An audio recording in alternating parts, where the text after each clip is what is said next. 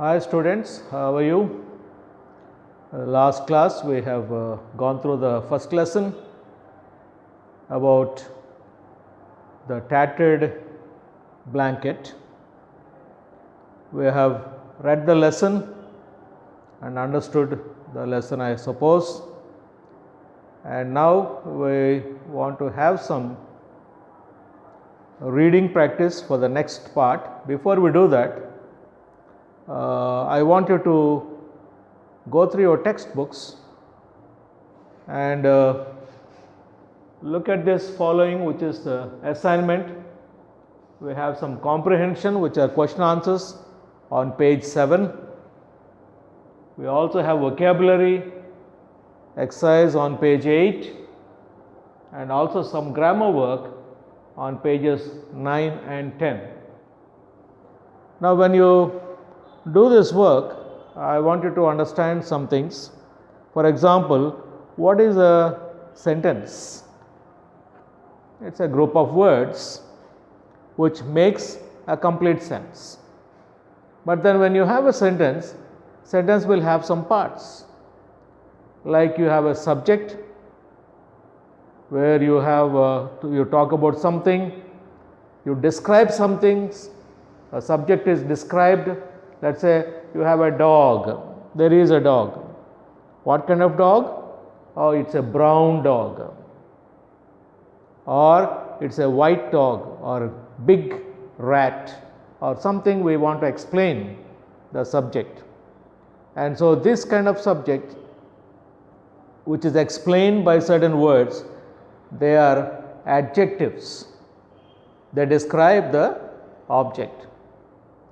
Now we also have, suppose if there are 2-3 words which are used to describe, we call it as a phrase. A phrase is a group of words.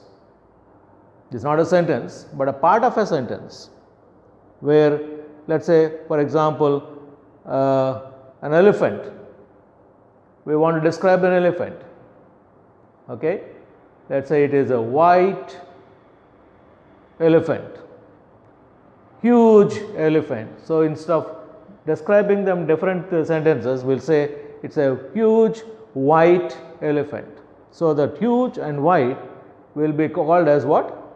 Adjective phrase, or phrase descriptive about the subject, or a noun.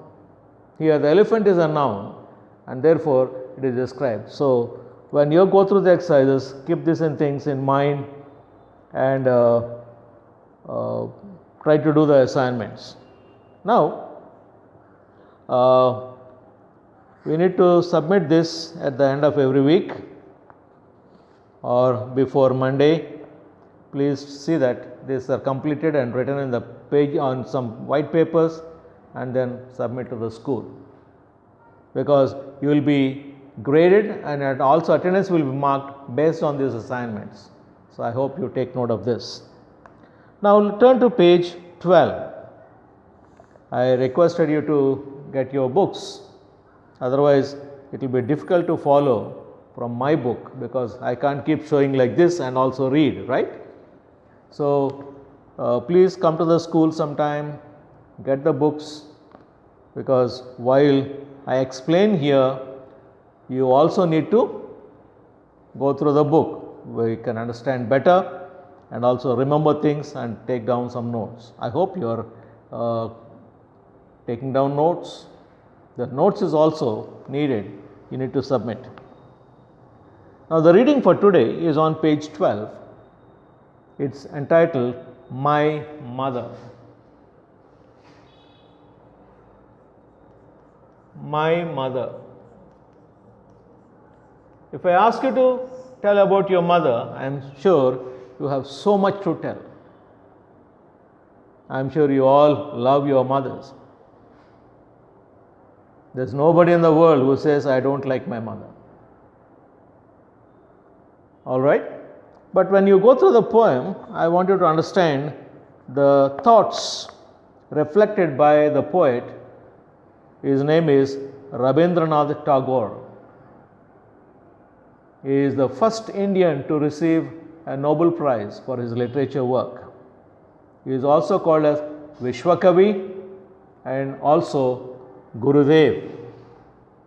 Rabindranath Nath Tagore is also called as Vishwakavi and also Gurudev. He was a poet by himself and he wrote a very long, lengthy, epic poem called as Gitanjali, for which he was awarded the Nobel Prize. This is the first Indian ever to get Nobel Prize in literature. He also established a kind of a school which is called Shanti Niketan.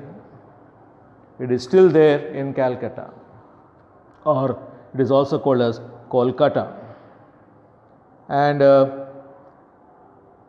he was mainly writing in Bengali, but which was also translated later, especially the Gitanjali, translated in English. Then only the people in the Western countries came to know about his poetry, and therefore he was given the Nobel Prize. Now, one of the short poems is written is about a mother. A boy is writing about his mother. Listen to this. There are 3 stanzas here. I will read one stanza and let us see how we understand it. I cannot remember my mother. Only sometimes in the midst of my play, a tune seems to hover over my playthings. The tune of some song that she used to hum while rocking my cradle. Now, when you look at this poem, do you think the mother is still there? When I understand this, what does it say? I cannot remember my mother. If your mother is at home somewhere, how can you say cannot remember? That means the mother is no more. She must have died while he was still a young boy. But he still remembers the songs he used to sing when he was still in the cradle as a baby. You know, when small children listen to music or songs, they react, they enjoy, they show their happiness by their smiles and their movements. I am sure he remembers those things. So, although he cannot remember his mother, that means he cannot remember her face, but he remembers her songs, because when suddenly while playing he is able to listen or recollect these songs and that come to his mind. I'll read again and see what we understand. I cannot remember my mother. Only sometimes in the midst of my play, a tune seems to hover over my playthings.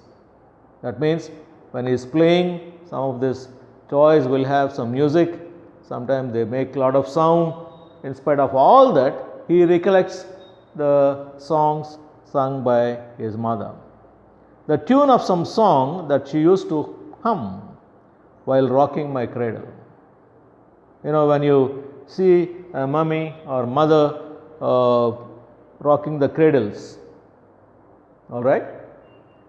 Small babies are kept in the cradle and then they swing. Okay?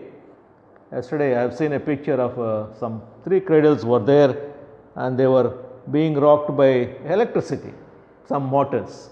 Nobody was there. All right? Some mother must be busy cooking.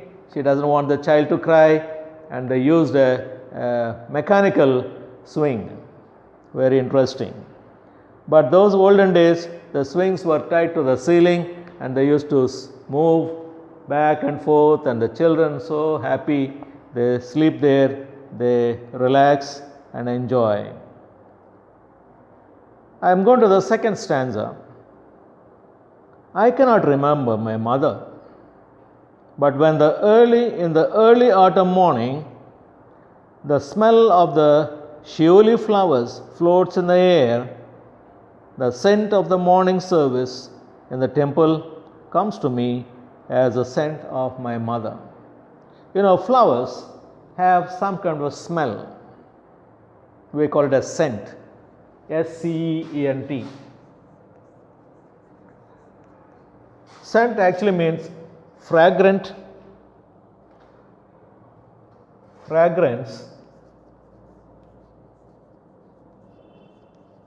of flowers.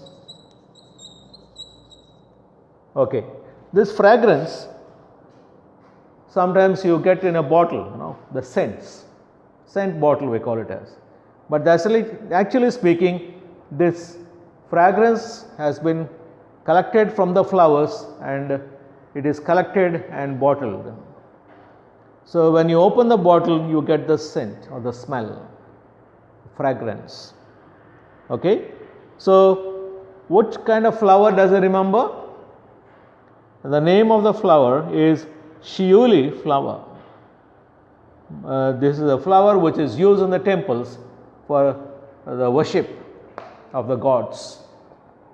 Okay, so whenever he gets the smell of this flower, he remembers his mother. Why? Oh, she used to do this worship in the temple using these flowers, and he remembers that. The morning service in the temple, whenever the flowers come to me, you get the smell of these flowers, you will get the remembrance of his mother. Coming to the third stanza, I'll read it again, or I'll read for you. Please listen. I cannot remember my mother.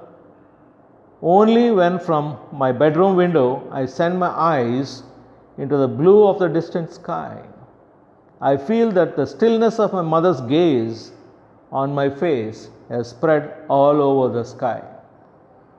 You know, in the Hindu mythology, when somebody dies, they say they have gone up and they are looking from there towards us. So with that belief, he says that whenever I look through my window into the sky, what does he see? He imagines that his mother is watching him.